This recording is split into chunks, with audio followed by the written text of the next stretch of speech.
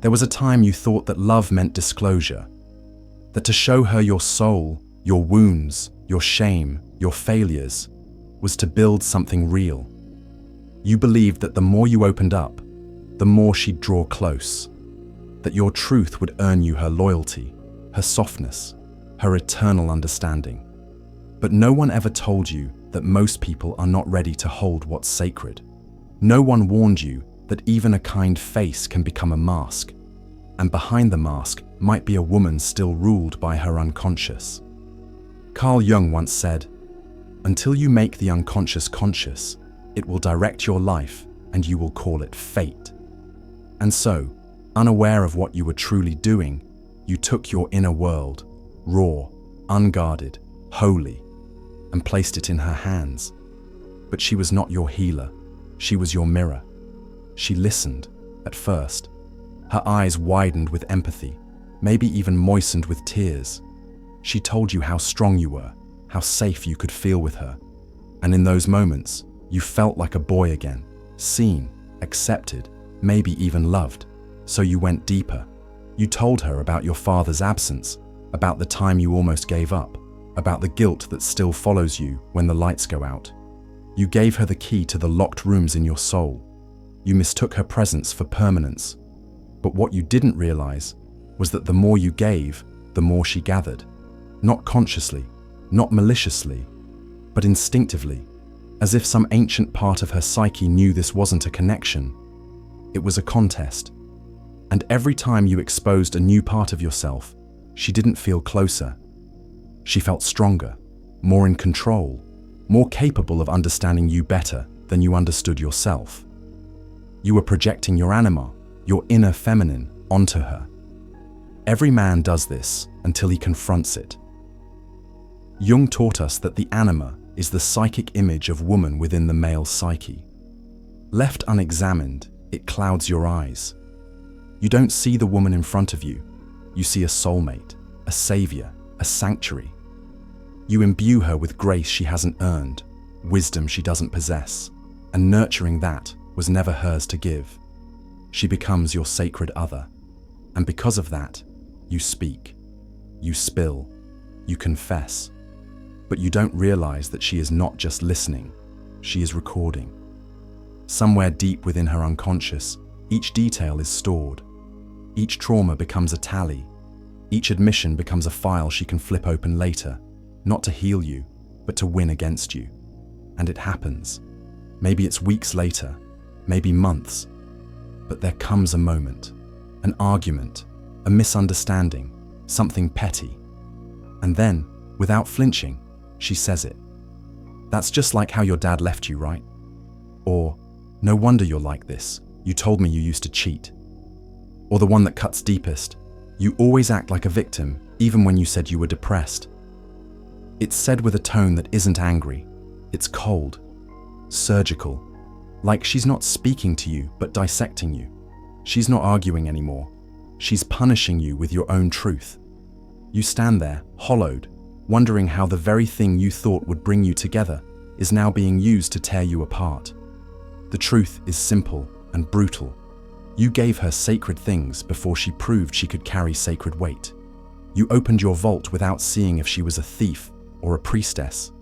And now, you confuse her betrayal with your own weakness. You think maybe you were too emotional, too honest, too vulnerable. But it wasn't the emotion that was the problem. It was the timing, the lack of discernment, the unconscious hope that love could be built by bleeding. But love is not built through exposure. It is built through mutual integration. And most women, just like most men, have not integrated their shadow. Her feminine shadow may not come with violence or yelling. It comes dressed in understanding, with sharp memory and even sharper instincts. She will smile as she studies you. She will nod as you spill your guts. But if she has not confronted her own darkness, she cannot help but see your vulnerability as an advantage. Jung warned of this. The shadow doesn't plan, it acts. Her betrayal isn't a scheme, it's a possession. Her unconscious acting out its need to assert power, safety, and dominance in a world where it fears being overtaken. You thought she would hold your heart, She held your history and used it as leverage. And you're left feeling like a fool. But you're not foolish. You're just uninitiated. You haven't yet learned that not every woman is worthy of your soul's blueprint. Not every woman can handle your anima. Not every ear deserves your story. Because there are two types of women you will meet in this life. The ones who cradle your past to better understand your essence, and the ones who collect your past like weapons for future wars. You must become the man who sees this difference, who no longer confuses emotional exposure with emotional intelligence, who no longer believes that sharing pain earns love. A man must face his anima, or he will bleed it into the wrong arms. In the alchemy of lust, you'll be taken deep into the ancient and forgotten discipline of sexual transmutation, a principle once reserved for monks, warriors, kings, and creators. He must recognize projection, or he will live inside illusions. Because the woman you imagined, soft, sacred, soul-aligned, might not exist in her. She might exist only within you. And until you stop outsourcing your healing, you will continue to attract women who don't want to love you. They want to arm themselves with you. Because the more you open up to a woman who hasn't faced herself, the more she prepares herself for battle. And when the war comes, it will be your truth she uses as her sword. It is the most important awakening for a man, to realize that his deepest confessions were not cherished, but stored. That the most honest moments of his life were not met with sacred understanding, but filed away like exhibits in a courtroom. And in that moment of realization, something inside him dies. Not his ability to love, but his naivete about how love works.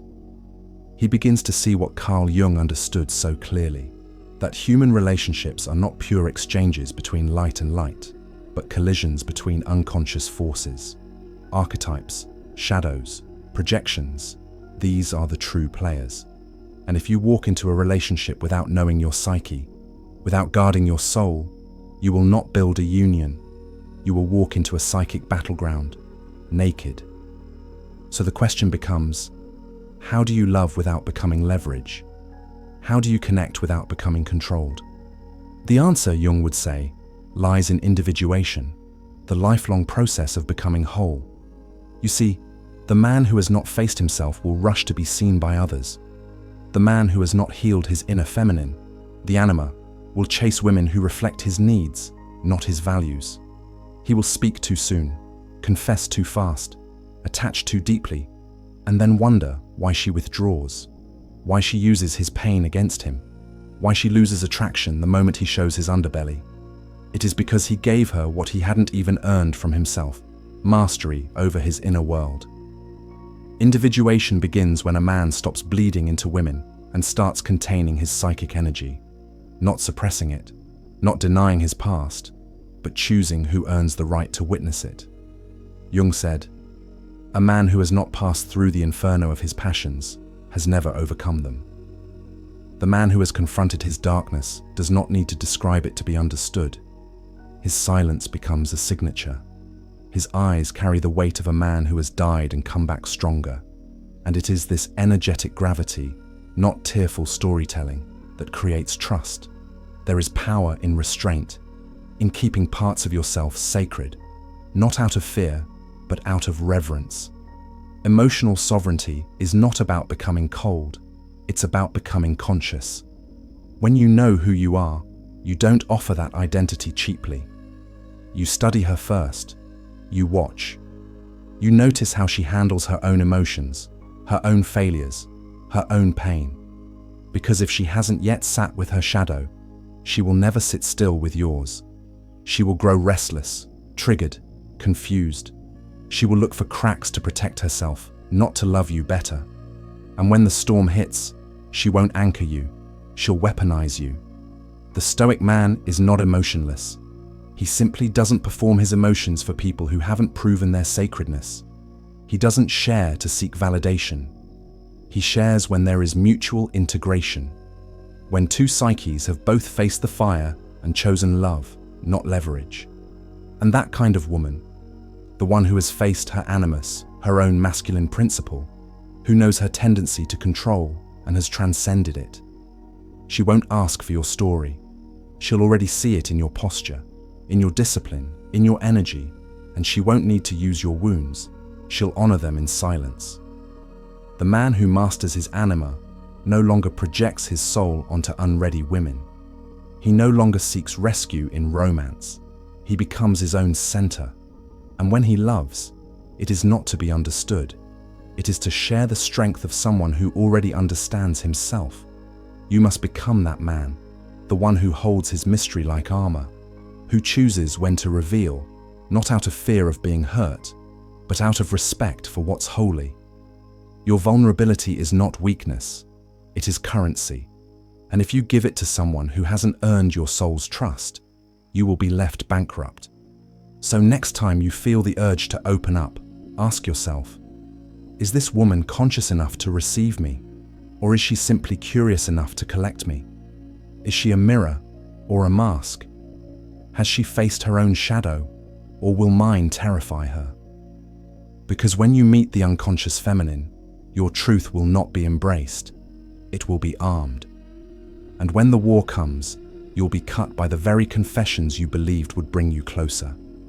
Love is sacred. Vulnerability is sacred. But not everyone is sacred enough to hold them. So be sovereign, be watchful, be deliberate. Let her earn the right to know your soul. And never forget, the man who bleeds for everyone dies before he's crowned. Thus remember, we are interceptor. Becoming interceptor is the code they never wanted you to learn. A psychological war map for men, forbidden teachings fused with modern strategy for influence, dominance, and self-mastery. If you want peace, prepare for war. The Interceptor Archive is the complete vault. Every lesson, every revelation, every psychological blueprint I've ever recorded, handcrafted to help you break chains, build discipline, and become undefeatable in a world built to deceive men. No ads, no algorithms, no distractions.